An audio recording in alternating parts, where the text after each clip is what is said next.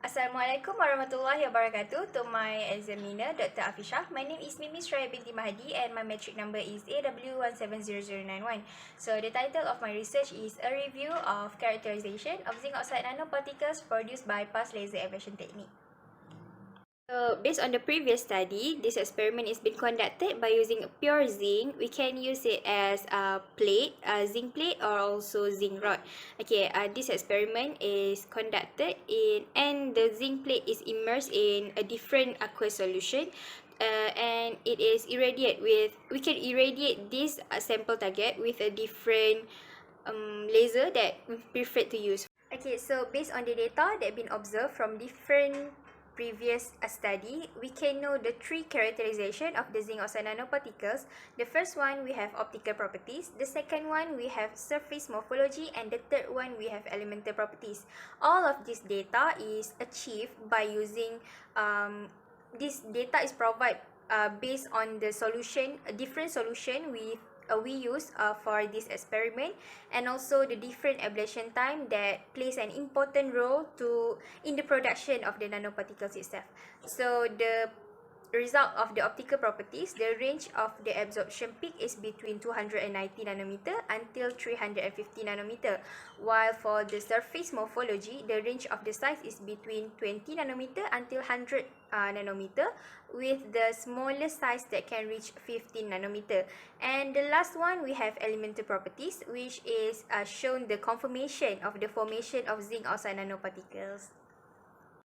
Okay, so based on this study, I have three objectives that I need to achieve. Okay, so for the first one, I have the objective that I need to achieve is to produce zinc oxide nanoparticles by using pulsed laser ablation technique. The second one is to analyze the factor that can influence the laser ablation production of zinc oxide nanoparticles. And the third one is to characterize the zinc oxide nanoparticles based on their size, morphology, and also elemental composition. Next, we move to the next part, which is about the methodology. Okay, so based on this study, I've learned that the basic setup for pulsed laser ablation technique is shown like in this slide. So we can see that there is a cuvette, aqueous solution, and also we have metal target and also the laser light. Okay, so next, the preparation of the zinc plate. We can prepare this zinc plate by mixing 2 drops of polyvinyl alcohol solution with a 2 gram of zinc oxide powder, and the solution will be pressed into plate under 300 MPa pressure, and it will be sintered at 1000 degrees Celsius for 2 hours under atmospheric pressure.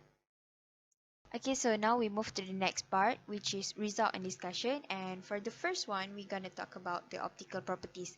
Okay, based on the review paper that I read, range peaks are between 290 nanometer to 350 nanometer based on the solution we use to immerse our metal target, and also the ablation time we manipulate to irradiate the laser towards the target that we use. Okay, so as we can see for the first one, the first graph, it shows that the nanoparticles produced by immersing the metal target in 40 ml methanol for 60 minutes, and it shows that the peak centered at 290 nanometer and 370 nanometer. Okay, next for the second graph, it shows that the absorption peak is around 350 nanometer. So for this one, nanoparticles produced in anionic surfactant SDS for 0.5 until 5.0 hours shows peak at 350 nanometer with a broad shoulder and poorly defined of peak at T2 hour until T5 hour.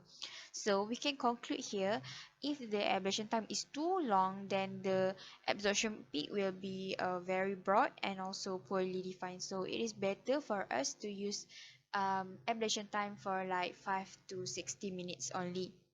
So for the last one, the third one, okay, this experiment has been conducted in 5 ml of PVA solution for 3 different ablation time, which is 50 minutes, 30 minutes, and also 60 minutes.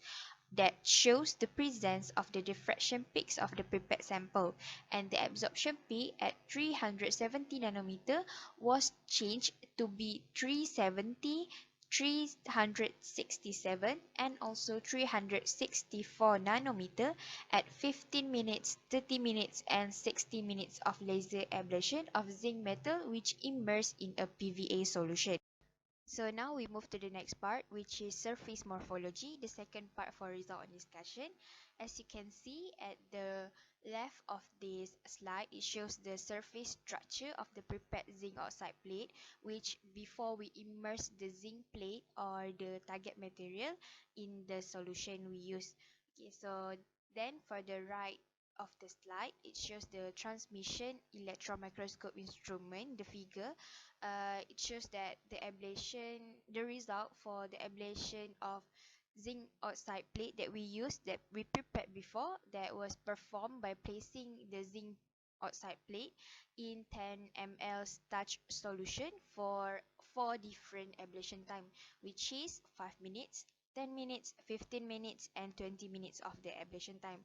And as we can see the result, as the increasing of the ablation time, the size of the nanoparticles will be decreased. As you can see, for the first 5 minutes, the size of the nanoparticles is 23.40 nanometer, while as it is increased to 20 minutes, the size of the nanoparticle decreased into 14.449 nanometer. So the nanoparticles that been observed from this experiment, the particles are spherical, relatively uniform, and also the diameter of the nanoparticles can be concluded as the um, decreasing of the nanoparticles related with the increasing of the ablation time. Okay, so now we move to the next part, which is the last part for result and discussion. It is elemental properties that been achieved by using an energy dispersive X-ray spectroscopy, or we call it as EDX.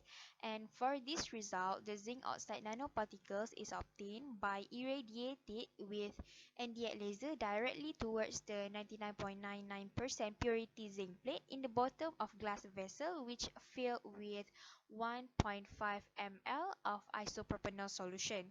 And based on the figure, the peak of the zinc oxide nanoparticles are well defined, and the growth of nanoparticles reveal that the significant evidence of large particles is found after increasing the laser fluency. And the last thing that we can conclude from this EDX figure is the EDX results is accomplish affirm the presence of zinc oxide nanoparticles in this framework. So now we already at our last part on this presentation. So we come to conclusion. The conclusion for this experiment is the laser ablation parameter was analyzed at different ablation time, and the ablation time plays an important role to produce a smaller size or nano size of zinc oxide nanoparticles that we wanted to produce.